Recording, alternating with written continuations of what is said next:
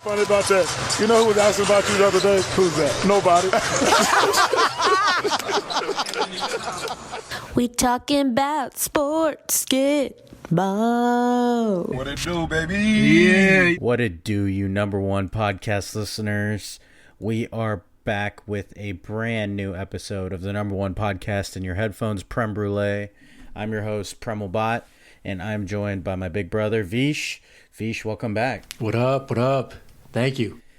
We got a lot to cover today, so why don't we go ahead and get started? And you know how we like to kick things off. It's yeah, fam or nah. Got a couple quick ones here because, like we say in other episodes, we know why you came here, and it's for that you played yourself. So first up, you had one to bring up for us, Vish. So I'll let you take it away. Yeah. So yeah, fam or nah. Shohei Hatin as the first MLB player in history to record 50 home runs and 50 steals as part of the 50-50 club. Crazy. And just as context, on the day he broke and hit that 50-50 mark, he was 6 for 6 with 3 home runs, 10 RBIs, and 2 stolen bases. Wow. So yeah, fam or nah. It's hard not to bet on Shohei. You know what I'm saying? This is true. Yeah. I got you. Very nicely done. Very nicely done. You know why you came here. You've heard my takes about Mike Trout. I decided I'm going to be a Shohei Ohtani hater. No particular reason, but wow. Let's see him win something. There's no denying he's really good, but until the same thing happens, I want to see it in the postseason.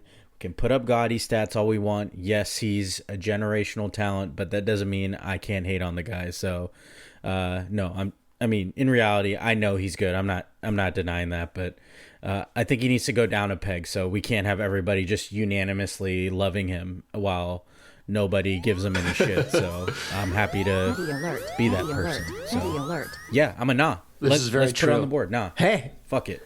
That's a nice zag. I think I was not expecting that, so it threw me for a loop. But I have no foundation or reason to say it other than I'm a hater. So petty, it's an so I don't have to get petty. I'm with you, kind of what you said, but I'm a yeah fan. I love the history of it. Just for a generational player, I think 10, 15, 20 years ago, I probably would have had a different spin on this. And now I'm just like, hey, just appreciate greatness, and baseball is a little different too. There's all these random things that happen where, yes, there's going to be some dynasties that are involved, but it's very rare for them to win multiple championships or multiple World Series. So there's great parity in Major League Baseball. I will say, you don't need to be the biggest spender to have postseason accolades. So. We'll see if it works for the Dodgers. We've talked about how much they've spent this past offseason. We'll see as the playoffs approach, which is a nice segue to talk MLB playoffs. I don't really have a yeah, fam or nah, but I know some of you number one podcast listeners come to us for your sports news. We are the number one source of sports news out there, so don't ever play yourselves. But I did want to talk about this because MLB playoffs start very soon, and it feels like the playoff format changes every year, but it actually did change for this year coming up. So I wanted to break it down for the number one podcast listeners really quick, and then we'll get back to you, fam or nah. The playoffs went up to 6 teams from each league, 12 total, up from 10 previously. So last few years it's been 5 and 5, 5 AL, 5 NL teams. They are doing 3 division winners who will be the top 3 seeds and 3 wildcard teams. It is bracket style, so the top 2 seeds, the best and second best division winning records, get buys. They go straight to the division series. The 3 seed plays the 6 seed, and that matchup then plays the 2 seed. The 4 seed and 5 seed play each other. The winner plays the 1 seed. So you may remember back in the day from NFL, they basically match up based on lowest seed, highest seed. MLB's not doing that. It's pure bracket style. So even if the 6 seed upsets the 3, they still are going to go play the 2 seed. They aren't going to go play the 1. The wild card round, so that 3 versus 6 and 4 versus 5 on each side, is a 3-game series. It's no longer a winner take all 1 game. All 3 games are at the higher seeds ballpark, and they're in like 3 consecutive days. Just wanted to update you, number one podcast listeners, if you sense that it's a little different. If your team's in the wild card round, they're going to be playing 3 days in a row, and they'll already know who they're playing in the next round. They win. We go back to the FM or Nah, and this one is claiming news headlines across the sports world. But UNLV's quarterback, Matthew Sluka, made headlines because he's using his red shirt after not receiving NIL money he was promised. So this is per ESPN. UNLV quarterback Matthew Sluka left the undefeated Rebels on Tuesday night over claims of unfulfilled verbal NIL promises from a UNLV assistant coach. Obviously, this decision accentuates the NIL era we're in college sports. Sluka's agent, just saying he has an agent as a college athlete is different than before. His agent, Marcus Cromartie, told ESPN that UNLV didn't come through on a verbal offer. The quarterback's father, Bob Sluka, told ESPN that the head coach, Barry Odom, later said in a phone conversation that the offer wasn't valid because it didn't come from him, but rather from offensive coordinator Brennan Marion, who declined to comment to ESPN. So, I know it's a confusing yeah fam or not, but in general, are you a yeah fam to Sluka making this move or a nah to it? We'll take it from the perspective of the move itself, and then you can elaborate. I'll go first. I am a yeah fam to this, and my phrase association with this is just the start. I'm a yeah fam from Sluka's point of view, because if you're promised something and that's the reason maybe you chose a college, whether people like this era or not, the fact of the matter is I'm a big be a person of your word type of person. So I assume he's not pulling this number out of thin air, because it's compared to some of the numbers that have been thrown around with other collegiate athletes, $100,000 doesn't seem like a crazy far-fetched number from what we've heard. NIL, there's no way around it. It's a mess, and right now it's the Wild West.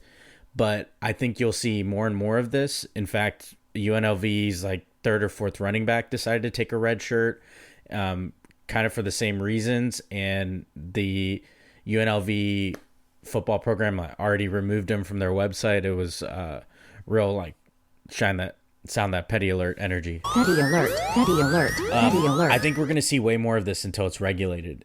I think that's going to happen sooner than later. But I can't deny this type of thing might speed up that process. But yeah, just the start is my phrase for this. What about you, Vish? Yeah, agreed. I think you said it perfectly. It's just a mess, right? It's something that we can't.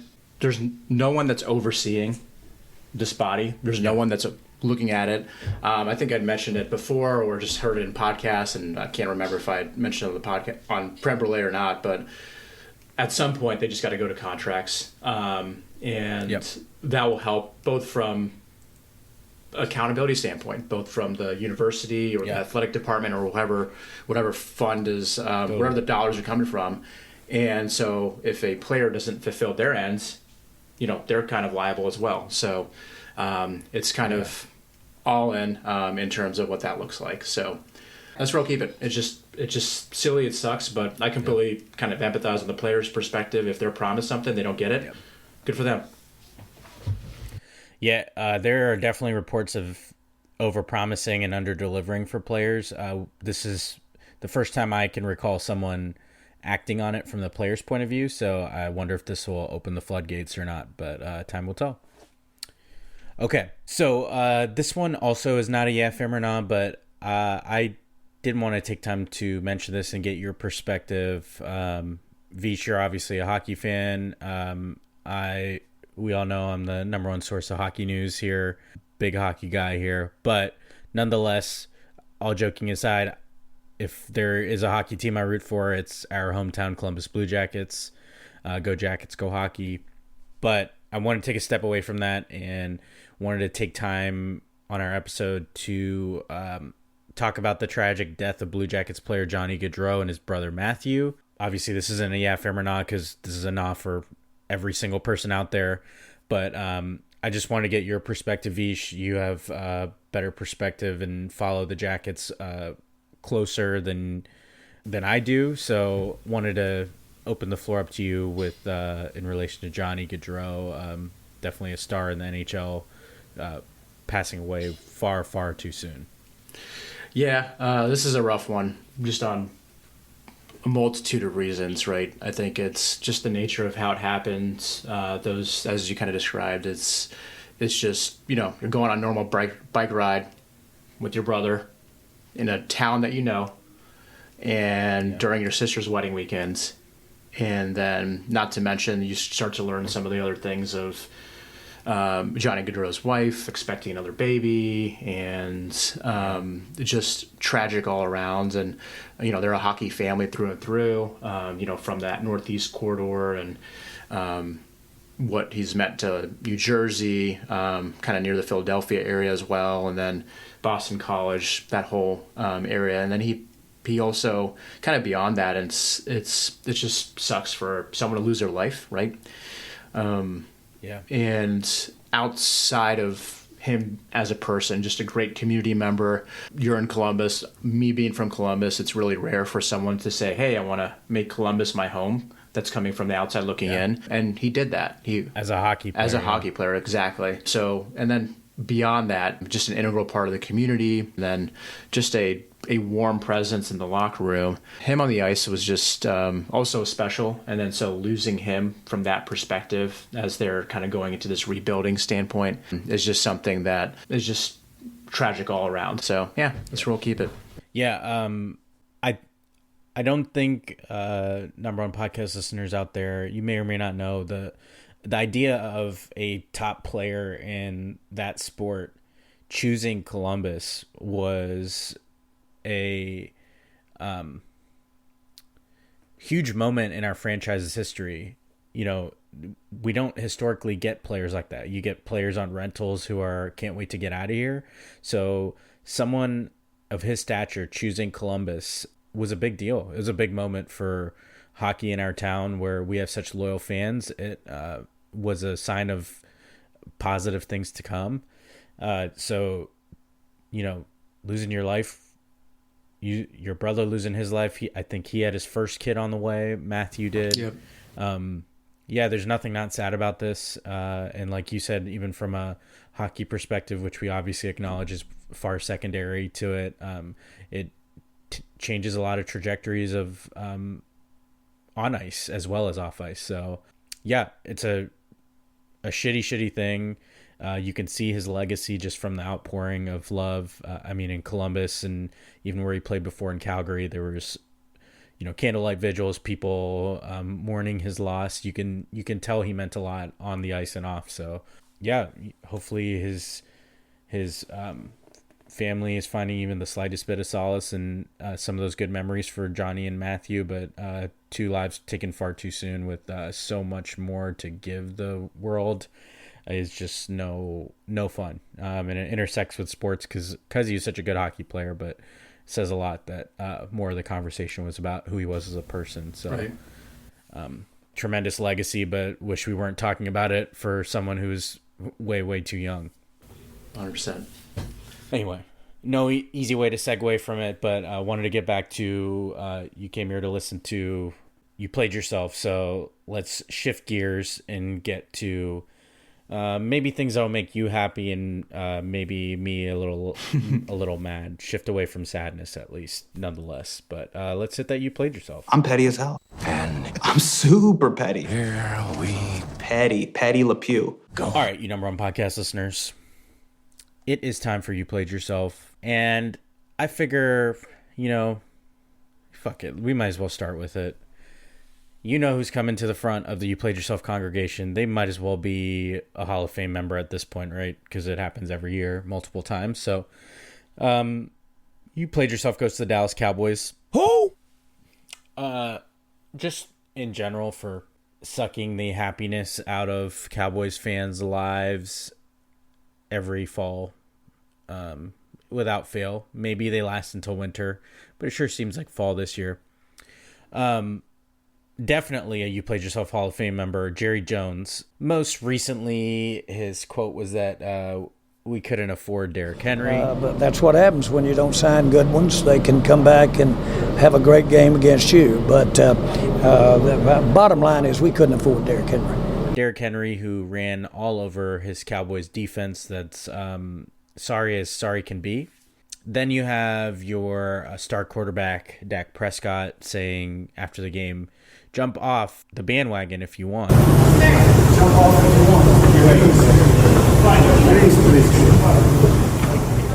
the fuck are we doing, guys? This fucking clown show. Like, I'm sure this won't be bookmarked later for the inevitable letdown that happens every single fucking year.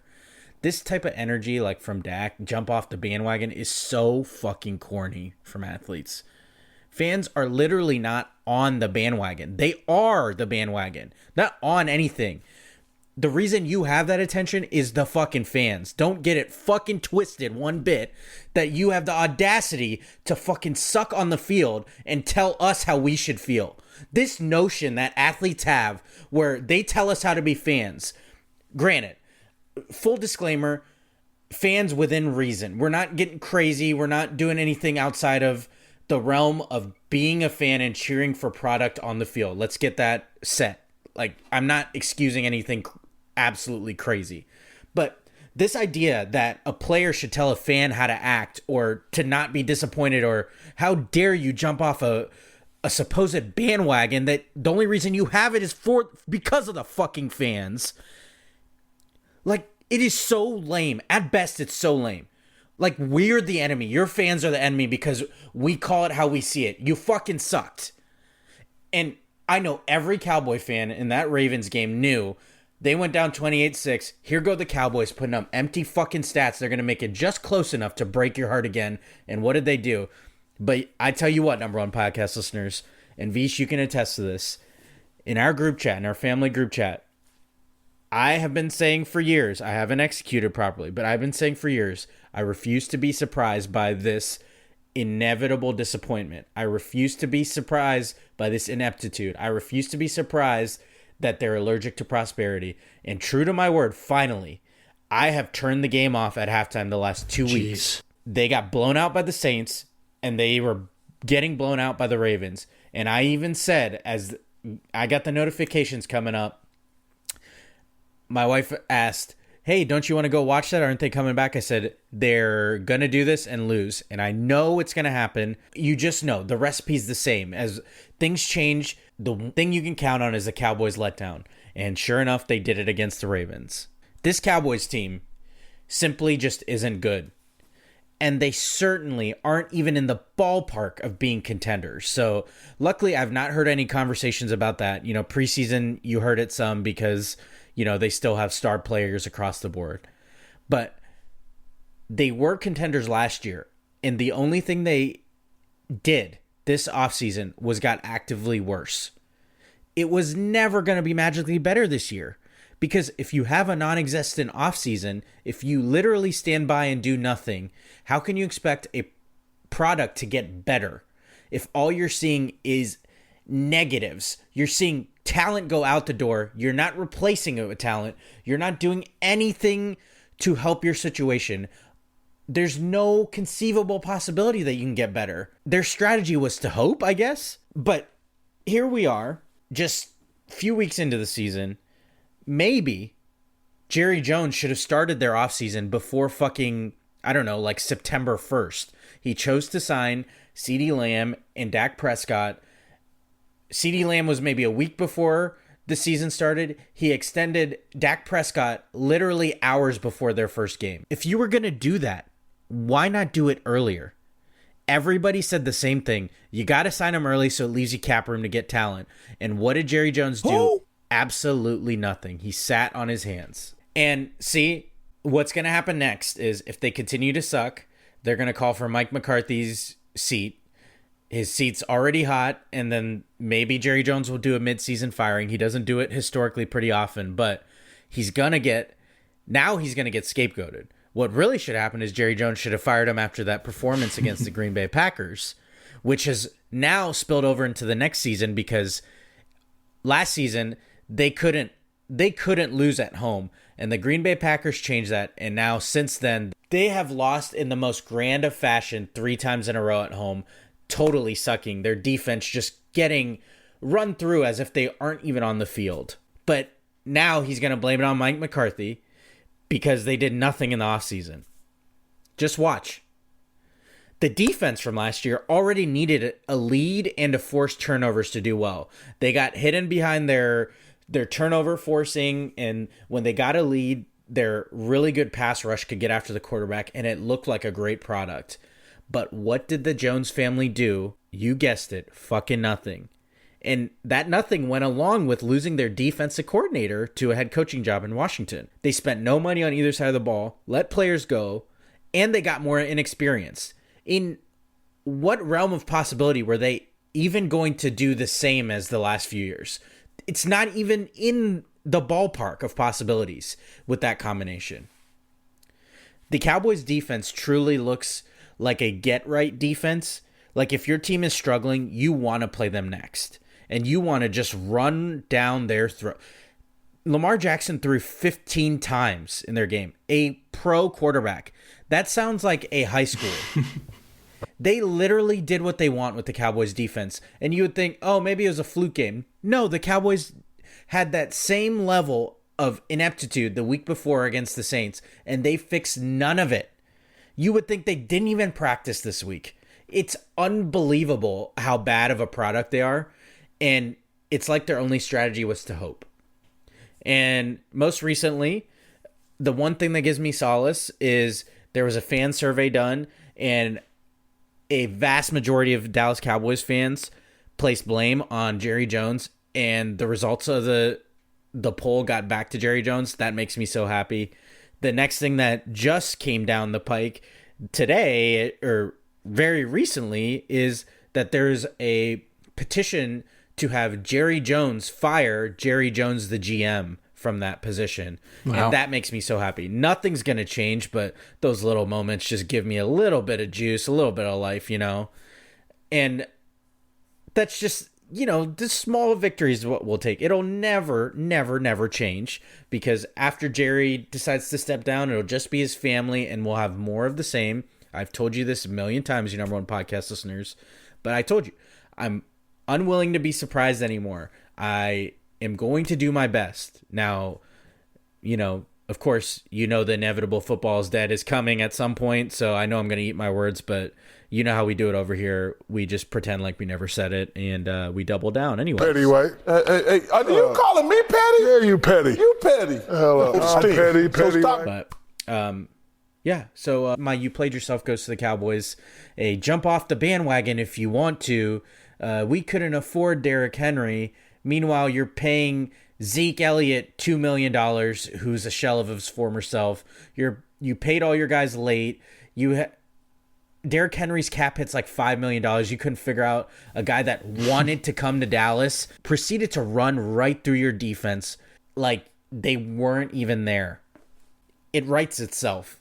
So here we go in on our way to disappointment, already there. But Jeez.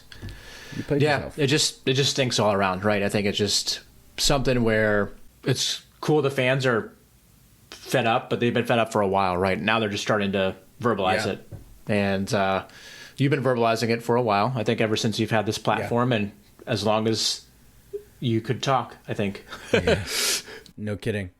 Yeah, it's more of the same, and it's not going to change. No in-season moves are going to change anything. So this is kind of the product that they're going to be stuck with, and you know, on and on we go. But speaking of a bandwagon to jump onto, Magic Mind. Nice. You already know, number one podcast listeners. I've talked about it before. Vish, we've talked about it before on here. So recently, I had to go out of town for a work conference while my next shipment of Magic Mind was on the way. It was poor timing on my part, but it did allow me to do a little experiment comparing the work week where I was physically away and away from my Magic Mind to this past week of taking it every morning. You know, like I said, I've talked about it before, but currently I'm on day 5 in a row of taking Magic Mind in the morning as part of my routine. And I got to tell you, the results have been very positive. I know I say this each time, but this little experiment is perfect for Magic Mind's intentions, since Magic Mind has clean ingredients that they say can take up to 3 to 4 days to reach their full effect, which I'm definitely feeling now. So having taken it consecutive days, I do feel the positive impact it has. Wow. I've talked a bunch of times before about how convenient it is. It's ready to grab. I keep it in my fridge, how it gives me clarity. There's no need to build my energy up from the sleepy mornings and no crash midday that most of us are accustomed to. I was looking for something clean to supplement my body with so that I'm present in what I'm doing instead of worrying about everything else. We all know there are too many distractions in the world, but Magic Mind's allowed me to focus on the task at hand, whether that's work, kids, anything around the house, with friends, that sort of thing. It's helped me accomplish being more present. So back before I knew about Magic Mind, I figured there had to be something better than the roller coaster of jitters that adding more caffeine to your system does. And then now with kids, I can't rely on morning workouts like I used to, or maybe that's an excuse because I can't wake up as early as I used to. But in came Magic Mind's mental performance shot. It was an easy addition to the daily routine. It gets you focused, mentally clear, motivated, and productive. I think it reduces stress, and that's with some of their ingredients. They have mushroom nootropics and adaptogens. And then they have 100% of your daily vitamin C and D per bottle. So it's like taking your vitamins in the morning in the form of a flavorful shot. And I mentioned the roller coaster of jitters that caffeine does. The reason Magic Mind doesn't do the same is that it has time-release caffeine, Vish. So caffeine doesn't actually... Nice. There's something I learned from taking Magic Mind and reading up on it before I recommended it to you all is caffeine doesn't actually give you energy.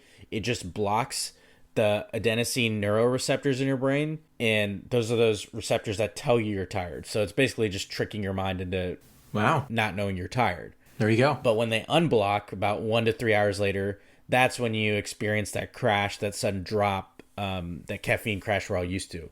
So Magic Mind's formula uses 12 active ingredients to help support your body's energy engine instead. And it's like a day after day. Like I said, it builds on itself when you take it in consecutive days. You know, I talk about everybody's busy, but being busy doesn't mean you have to be less stressed. I feel like a lot of times people are like busy and they equate it with increased stress. Magic Mind actually supports that notion. They have herbs in Magic Mind's formula that provide safe and effective stress reduction, a sense of calmness, and a lifted mood without hurting your energy bank. So, you number one podcast listeners, I know I say this a lot. I wouldn't recommend something I didn't use and trust myself. Magic Mind's doctor validated. It's created with a scientific advisory board of doctors and medical researchers.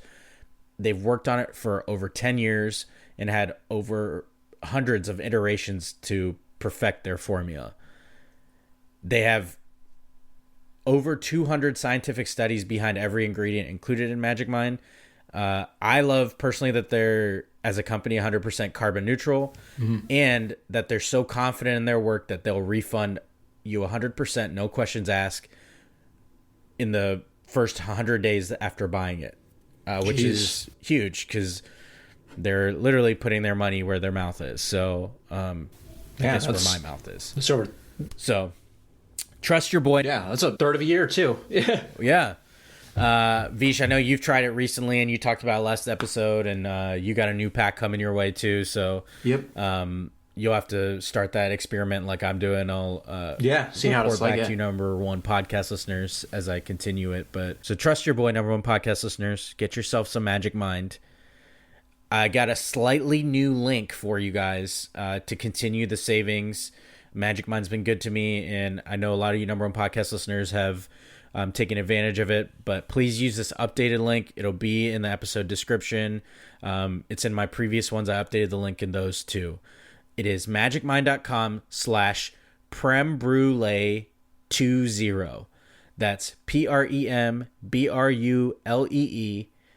the number 2, the number 0.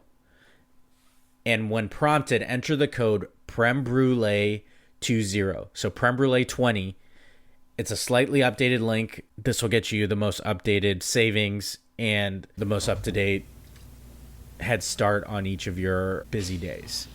So that's magicmind.com/PREMBRULE20. Enter the code PREMBRULE20 when prompted. That'll get you up to 48% off your first subscription or 20% off a one-time purchase when you enter PREMBRULE20 at checkout. So go get yourself one. Last episode, I told you I dropped some off for my dad, our dad, Vish. Yep. My pops and stepmom already placed a full other order since then. Nice. So you already know I wouldn't steer my own family wrong. You know I wouldn't steer this number one podcast listener family wrong. So go get you some. magicmind.com/PREMBRULE20 with discount code PREMBRULE20 for up to 48% off a subscription. You know I've said this. I get the 30-pack if I were you. It's the best value. It's the most convenient to keep in your fridge and just grab on the go. And unrelated to this mental performance shot, but Magic Mind also added sleep shots that help you fall asleep, improve the quality of your sleep, and wake up refreshed. Vish, not really for you, right? Yeah, I don't really have a problem falling asleep, I just, but I did want to say, so you kind of mentioned that you use it at the start of your morning, especially with 2 little ones and getting going. Yeah. That afternoon pick-me-up, Magic Mind works wonders as well, right? So I usually at that time am not in the mood for coffee, I am in the mood for Diet Coke, but with the ingredients and the scientific studies around it and just the level of ingredients that Magic Mind has versus a Diet Coke might have, it's great for that extra boost in that work day. And then also when you get home and you're trying to play with kids, like you don't drag, you feel more energized. So totally, I think it's I guess you can do it when you wake up in the afternoon, and I guess there's a sleep component too. So there you go. That is a really important point. And everyone, podcast listeners, it's not intended to replace your caffeine either, so you can still take your caffeine. It works well with it. But whether it's morning or an afternoon pick-me-up like Vish uses it, it's a great idea. It doesn't have to just be in the morning. That's a great point, Vish. Yeah. So, magicmind.com/PREMBRULE20. Enter the code PREMBRULE20.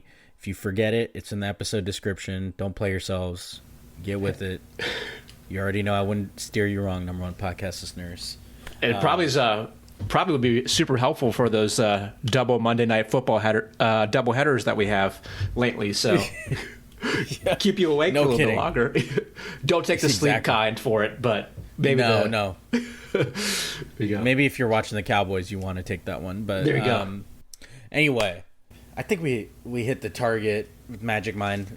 Speaking of targets and not hitting it, the Kansas City Chiefs, you played yourself. And you asked number one podcast listeners, why would the Kansas City Chiefs, who are 3-0 despite not playing their best football, be on you played yourselves?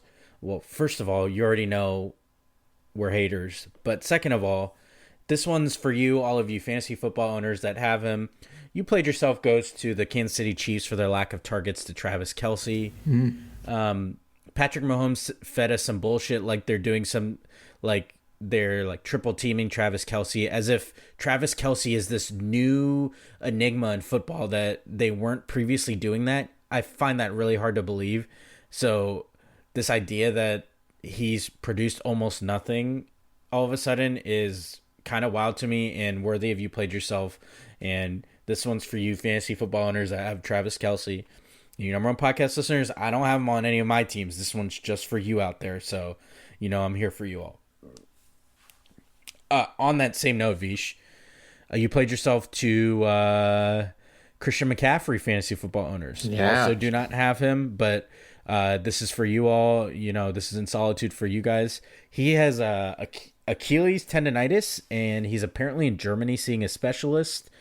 I would assume it is not something that can be done in the States. Otherwise, why would someone all the way on the West Coast go to Germany for treatment? You played yourself, goes to the Niners, because it feels kind of fishy. Like, did they know how bad this was preseason? He was kind of a game time decision game one, and then has been largely shut down. It just was so odd. Yeah. I mean, we would have got like rumblings at some point, or, of all the research that we do and even the preview that we had last month, there was no indication that CMC was going to be out.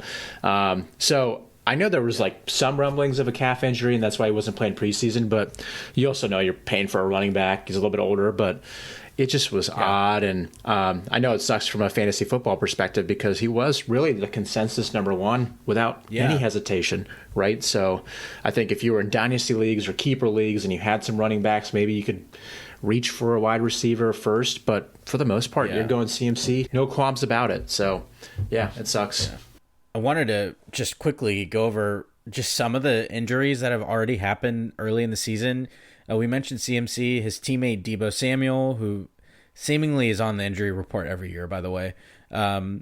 Eagles receivers, A.J. Brown and then Devontae Smith. Jordan Love got hurt in that first game in Brazil at the end of their game. I think he's close to coming back, though. David Njoku, Isaiah Pacheco's on the injured reserve. He fractured one of the bones in his leg. You have obviously the yet another concussion for Tua, which maybe that's a topic for another episode. Once we gain more.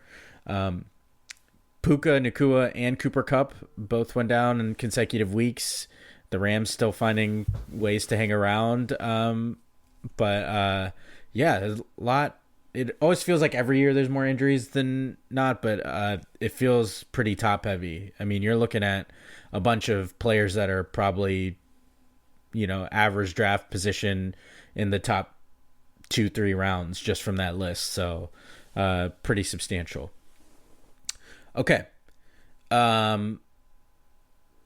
You played yourself to the Chicago Bears. So, Chicago, you're saying it wasn't the QB because, Vish, remind me what Steelers quarterback Justin Fields' record is right now? I think it's 3-0. Oh, I think you're right. Undefeated. Yeah, so you played yourself to the Bears. It seems like it permeates that franchise. I can relate to that level of ineptitude. So, hopefully for Caleb Williams' sake, that's not the case. But obviously he's just a few games into his career. But right. They just had to part ways with Fields and start over with the quarterback. We'll see how that pans out. Yep. I think it's one of those where, like, he wasn't even the starter, right? Coming into the season, it was going to be Russell Wilson. And, like, now, unless Justin Fields is the reason you lose, like, 3 or 4 or 5 straight, you can't go back to Russell Wilson because I think so.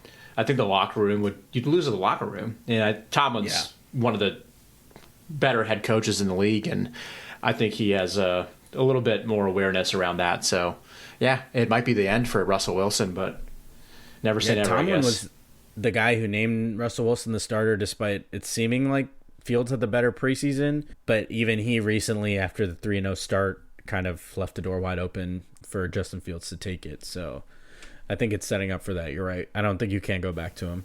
Nope. Last sports one before I turn over to you to add a couple to this fold, Vish. Yep. I hate to do this. This is not really football related, but I got to add you played yourself to our guy, Garrett Wilson, receiver for the Jets. Go Bucks alert, always. But what is our guy doing with these negative swag, loose sleeves like a quarterback? Like, dude, what are we doing here, man? We look so goofy out here. It is absolutely zero swag to do that. It's like, if you get the same sleeves as Aaron Rodgers, it's not the right look for you, man. Yeah, and most of the quarterbacks have it just so they can actually throw the football a little bit easier, which kind of makes sense, right? You want to keep that arm loose or whatever. And I guess he's not the only one that's doing it either, right? Tyreek is doing it. Sauce Gardner, his teammates doing it. It's just odd. I mean, you have shoulder pads anyways, so why wouldn't you want to cover them up and whatever? All right, Vish, take it away. Yeah, so I have a larger you played yourself, and as a whole, it's to the entire AL West, right? Yes. So we talked about baseball at the beginning. You already know that we're a pro Stros podcast. I think for the first time in history, we had the five of us on the Cousins after the Stros won in 2022, and that was phenomenal just to be able to laugh in everyone's faces, right? But we're not going to really focus so much on the Astros, but just the ineptitude that exists with the other teams. I'm going to go in order of how they finished or how they are right now in their standings. So just to give you context for the number one podcast and your headphones listeners, the Astros started off 7-19, were dead last in May, and then it's obviously well known they were about 10 games back sometime in June as well. So in second place right now are the Seattle Mariners. They were on a roll, in great position until they literally shat down their own legs, right? They forgot to put underwear on, and they just kept shitting, and there's no stopping it. And in reality, there's no way from an objective landscape you would say the Astros should overtake them. The Astros had a lot of injuries. They had people in and out of their lineup, both from an offensive perspective. Verlander's just kind of getting back into the rhythm. And now they're up. They won the AL West over 4 games, right?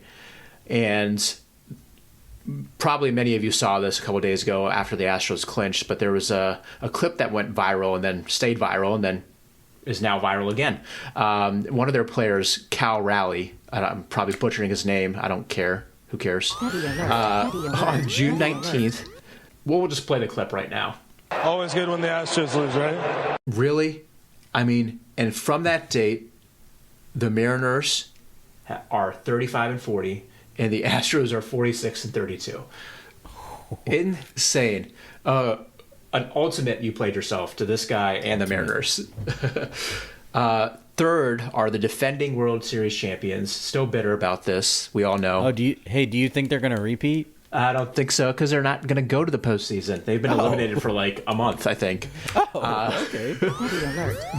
They were bringing back their entire team. Yeah, they got played with a little injuries, but a lot of people picked them because they were not losing anyone. They were probably gaining some, and they had some experience. They're still 10.5 back. The key is when the Astros were 10 back, if you actually look at the standings, that picture that surfaces on Twitter, especially our feeds, the Rangers were also 10 back at that same point in time. So, the Astros are inevitable, but here we go. I did see a tweet that was posted. There was a Ryan Browninger that shared that the Astros, when they clinched their AL West championship, was their 7th. Which, by the way, 7 out of 8 years. 7 out of 8 years, yep. The 1 year that they didn't was the shortened season. And it's, 4 straight? Yep. And so the tweet was that now they're tied with the Rangers for most AL West championships. The kicker, especially that was mentioned in this tweet, was the Astros joined the division in 2013. The Rangers have been in it since 1972. It's just like so silly that like there. Oh, we bet your ass. You want to do the honors of sounding it, Vish? Yeah, there we go. I just the hose mad, just oh my god, it is just insane. So now where are we at?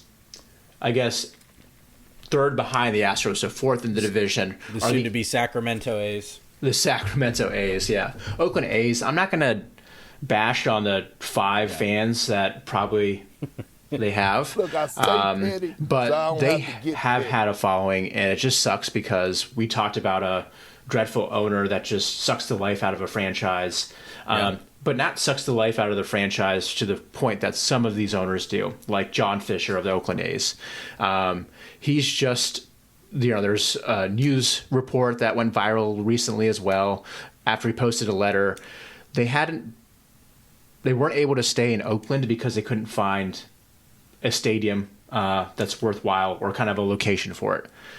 And then the kicker here is they'll be in Sacramento for 3 years because they haven't even solidified things in Las Vegas where they're eventually going to be moving to. It's just silly. I hope that he sells the team for the sake of baseball and just keeping Oakland somewhere and just having some level of importance in that division. So I'm not going to bash them too hard yet, just because their owner is just awful. And then last, right now in the division, is the Los Angeles Angels of Anaheim, or whatever they're called now. We talked about Mike Trout on the last episode. I think Roche went into it a little bit. Yeah. But just what an abomination of a club. I mean, not only did he not finish the year again, Trout, we just talked about a generational player, which say what you will about him, but Shohei Ohtani didn't just go to the Yankees or Red Sox or the Cubs, or he just went right across the town, and he's putting up insane numbers. So the fact that he left, wanted to stay in LA, and still is this generational superstar is just an indictment on that whole franchise. So that's a whole you played yourself to the entire AL West, aside from the Houston Astros. Love it.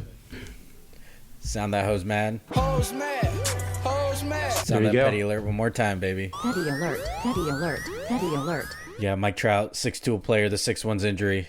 He's I'm sure he's been at every Eagles game so far. I might have even flown to Brazil for their opener. So who knows? Okay, to wrap up, you played yourself. Our non-sports candidates for immediate retirement and to come to the front of the You Played Yourself congregation. Mine came recently. So I went to the Teddy Swims concert recently with my wife. She's a big Teddy Swims fan. He's a very talented singer. Great show. But my You Played Yourself goes to people who get too hammered at concerts. Listen, I'm all about having a good time, but I don't even get the goal. Like, paying all that money for a ticket just at best to not remember the performance, and at worst get kicked out of the show you paid to see. The worst part is I saw this in effect on a Monday night, which is when we saw Teddy Swims, and people just like getting escorted out. Like, what was the plan? These like grown men and women. It's like not even a teenager. I don't get it. You got one?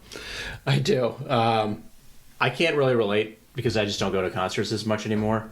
I also don't mind admitting that I had to look up who Teddy Swims is. So there you go. Nice. For your for what you do. My immediate retirement, You Played Yourself, is those people who decide to FaceTime in public places.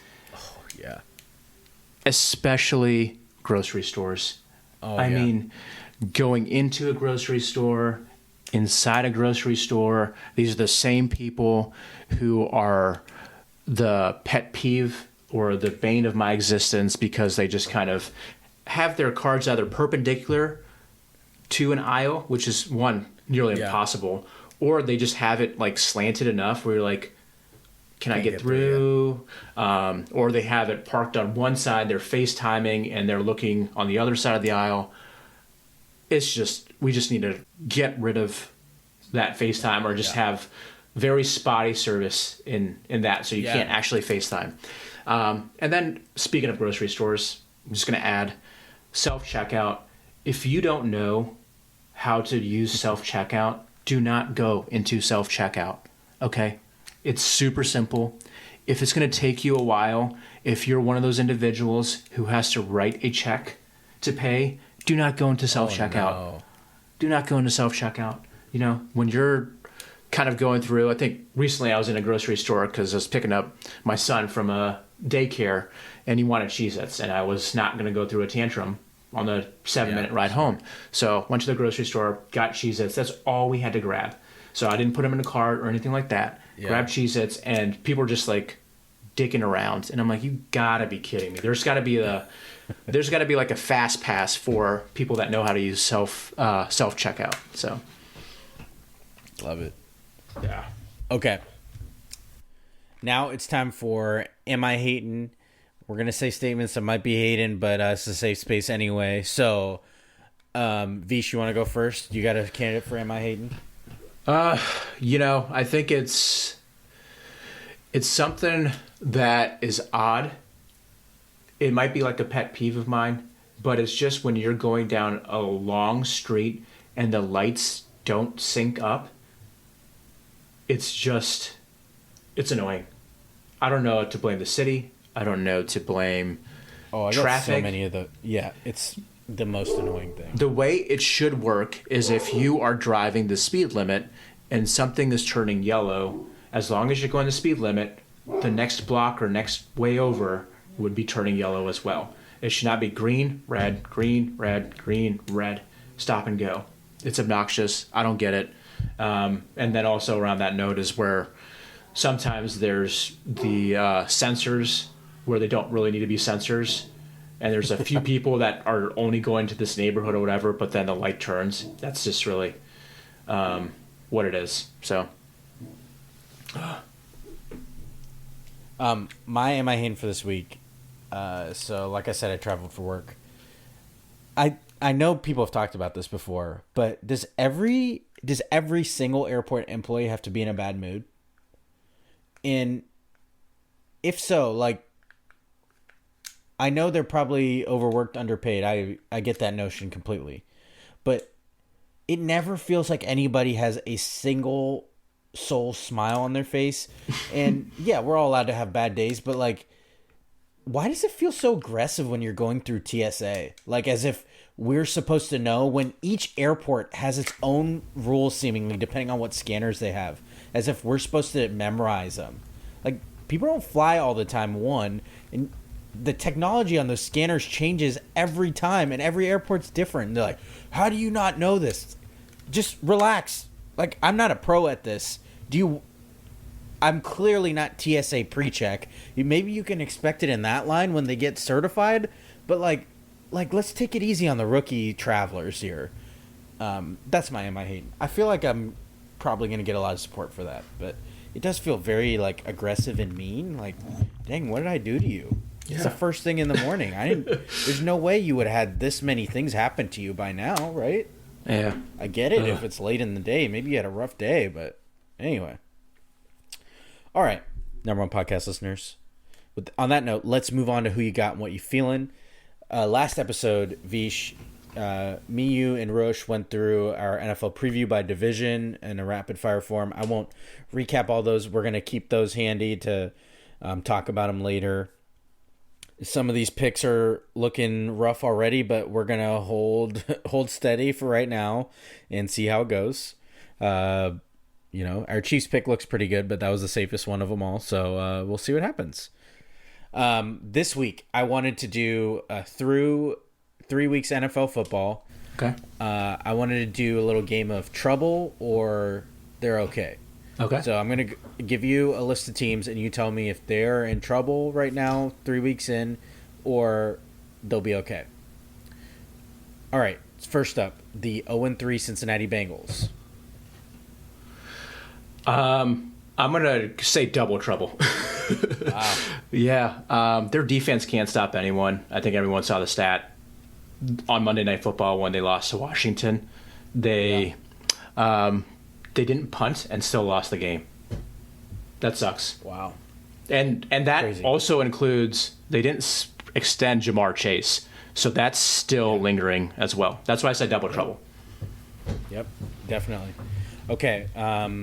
I think I'm going to agree with you on most of these, but I'll chime in if I don't. Yeah, if absolutely. I disagree. How about that? The 1-2 Ravens, who just ran through the Cowboys like a hot knife through butter. What do you think? I'm just going to say okay. I have a feeling that if they blew that game against Dallas, like blow it up, and they almost did. And they lost to the Raiders the same fashion the week before. And they've done that in the past, right? I think it was against the Browns where they just like imploded and they lost the game themselves. They beat themselves all too often for having such a great coach. So yeah, they blew that opening week game against the Chiefs too. They had a real chance to win that one. So, they were a toe short, but the play before that, Lamar Jackson missed a wide open receiver in the end zone to win that game. So, okay. Also 1-2, the defending NFC champions, the San Francisco 49ers. Talked about them earlier. A lot of injuries, but where do you see them? Okay, and that's because I believe in their coach Shanahan. Like, he's a guru. They're gonna be okay. Hopefully Ayuk kind of comes into play and He didn't play in the preseason, and it shows. But I think it's just something where they've had a lot of injuries. We talked about CMC, but people already had their reservations around this. So, but I think coaching matters, and they have a good one. That's it. Yeah. Okay. Staying in the NFC West, the Los Angeles Rams, 1-2 also. As long as Stafford stays upright, okay. Yeah. But again, injuries. We talked about Puka and Cooper. Their O-line is battered as well. So, but yeah. What about you? What do you think? Yeah, I agree. I think they still have a chance, and we're talking about 3 wild card spots. So if they can kind of weather the storm until their receivers get back, I think Kyron Williams is doing really well, and obviously Stafford is really good too. So I'm with you there. They won a big one against the Niners, a comeback win. And I think, like you said about the Ravens, it was a big one for them because 1-2 is way better than 0-3. So yep, especially in that division. Yeah.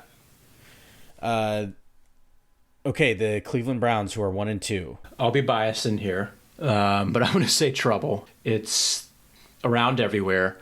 I think after the Browns lost to the Cowboys in Week 1, Watson just looked like ass, and you saw. I mean, you even talked about how bad the Cowboys defense is, which says something in and of itself when a quarterback that you're paying this much money for. So they have a talented defense. They have a lot of playmakers. They do have a battled O-line, which is fine. A lot of teams are struggling, but Watson just looks horrendous. And if Stefanski had his way, similar to the way what happened in Carolina, Canales was able to bench Bryce Young. If Stefanski was able to bench Deshaun Watson, he'd probably do it, but I think it's just coming from the top. You're paying too much for this quarterback. I don't know. I mean, I don't. It could be double trouble, but they're 1-2. So yeah. Okay. Last couple. The 1-2 Dolphins obviously lost Tua. I think we probably agree they're in trouble because they're backup quarterback. Yep, and it's all on Tua. I think trouble is because they just didn't have a viable backup to Tua. Yeah, that's just silly. I mean, Skylar Thompson, great, but he looked horrendous. And I'll go ahead and take this last one. The Dallas Cowboys. Who? Trouble. Yeah, you covered this. I mean, it's the same thing that you mentioned about holding on to Mike McCarthy. For whatever reason, Jerry Jones is a businessman. Cut your losses when you have them. Yes, he's a great offensive-minded coach. Give it that. He's not a coach. He's a coordinator. Let him be a coordinator, and I'm sure he's going to do really well. Belichick and Vrabel are still available. You can cut your losses, get ahead of it, and do that whole, hey, you have control of the team, even if on paper Jerry Jones is still the GM. If those, you don't see it happening, but I mean, those two names carry a lot of weight, similar to what happened in the 90s. All right, let's move on to what you feeling. I got a few really quick here. My people, certified #1 podcast listeners, RP and Matt got married in Washington, D.C., and we had a time there. That was a lot of fun. Also, I know you shouted out last episode, but wanted to shout out nephew Calvi for being 3. I know you're going to talk about it, so I don't want to steal your thunder too much. But my dog Teddy turned 6 also. Let's go, Teddy. A few days ago. And I had the huge honor of getting to officiate my brother-in-law and his new wife's wedding. I got to see my boys be ring bearers, even though our older one, toddler, very much did not cooperate. Hey, it's fine. And cried, but it'll make for funny pictures later. It will. We laughed, not because, but it was just great because toddlers are so unpredictable. Like I'm sure he did fine during the rehearsal. And that's debatable too. It was okay. But either way, it's when you have a toddler as a ring bearer, you know what to expect. Yep. So, love Barrett, and I'm sure he's going to laugh at it when he gets older, or it's going to, what goes around comes around, I guess. So what he is whatever that is. But what are you feeling lately, Vish? Yep. Calvin turned 3, and it's just been, it's really cool just to celebrate with family, and get all the calls and texts and all that kind of stuff of people just remembering and the gifts, and just seeing him open gifts was cool. We celebrated on Sunday. His birthday was on a Tuesday right after Labor Day, so we made sure it was special. We took him out to eat at a restaurant. He did really well. Then we took him out for his favorite frozen yogurt, and he puts Oreos, M&Ms, sometimes marshmallows, and then this place has Minion themes, so he likes the Minion sprinkles because rainbow sprinkles, I guess, don't do it justice. But so there you go. And then even this morning, my in-laws were over, so his papa and grandma, and he made his own little apple pie. Wow. So it's kind of cool. Nice. Love that, dude. That 3-year-old. All right, you number one podcast listeners, you know how we like to wrap up each episode. It's time for Too Much Sense. Let's hit that intro. Okay, my Too Much Sense for this week is, I saw this quote and love this one, but it says, don't ignore the effort of someone who tries to keep in touch. It's not all the time someone cares. Love that. In an age with endless distractions and everyone being busy, like we've talked about, I talked about it earlier when I was talking about Magic Mind, everybody is busy. Yep. But someone checking on you is the ultimate form of love and care. I would argue it's one of the purest forms and the ultimate forms of showing love and care. Checking on someone means that you're thinking about them, you're wishing them the best, whether it's good or bad. It's an important thing in life to be the person to check on someone or have someone check on you. So this is my encouragement to all of you number one podcast listeners is to either appreciate someone who's been checking on you if you've been on the receiving end, or if you haven't in a while, check on someone that you care about. So yeah, I was going to include this on what I'm feeling, but I think I wanted to just make sure I said this as well. I guess 3 much sense since Calvin's 3 now. You like what I did there? Mm-hmm. I don't want to steal your thunder, and I know usually this is the end of it, but I had a pretty life-altering event happen. If you want to know what that was, I'm good. I'm here. Loving this, but I'm just really thankful for my wife, my entire family, my friends, and you just talked about checking in on people. I've just been really fortunate and blessed to have people check on me, call, reach out to me, and all that. And it also reminds me that when I get better, right, and I will pay it forward in a different way. So usually we've said, if there's anything I can do for you, let me know, right? It's a cliche saying. That's kind of what it is. Even though you mean it, some of us really do mean it. We'll follow up, blah, blah, blah. Yeah. I was talking to someone and they said, what do you need me to be? Oh, love that. More deliberate, yeah. How do you want me to be, right? Do you want me to be a listener? Do you want me to be an advocate? Do you want me to help solve your solutions? We've talked about it privately, but similar goes to when, Jackie, my wife, is talking about her work. I don't need to solve her problems. She just needs someone to listen sometimes. And I'm sure vice versa. And we're problem solvers by nature, you and I. Yeah. And sometimes we have to check ourselves. And so it was just great timing, and, yourself included, like you're just constantly just looking out people and what that looks like. And also paying forward when things get better, right? And so I've just been, that's something I just won't ever forget. Cool. Love that perspective. You always did pay it forward, so I have no doubt you will. Thanks. When you're on the receiving end, being in a good spot to be able to give out that love and care is important too. So, if you're not at a spot to give it out, just remember that when you are, and you inevitably will be, you number one podcast listeners out there, to help spread the wealth when it's your time to be able to give to someone else. Because you sure would want that same grace from people when you need it and need to be the receiver of it. So yep, for sure. Anyway, number one podcast listeners, that does it for a brand new episode of the number one podcast in your headphones, Prem Brulee. You already know the spiel. Like, subscribe, leave a review, tell a friend to tell a friend.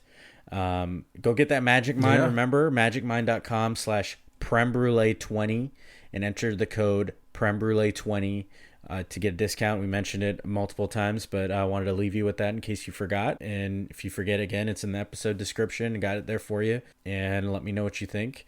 I appreciate you, number one podcast listeners, more than anything. Appreciate all the support, the shares, the comments, the engagement when we ask questions and get you all involved. It means the world to me. Never take it for granted. Appreciate you, Vish, as always. Thank you for absolutely jumping on this episode. For sure. Thanks, big bro. Love you. Love you too, man. And love you all, number one podcast listeners. Yep. Talk to you next time. Peace.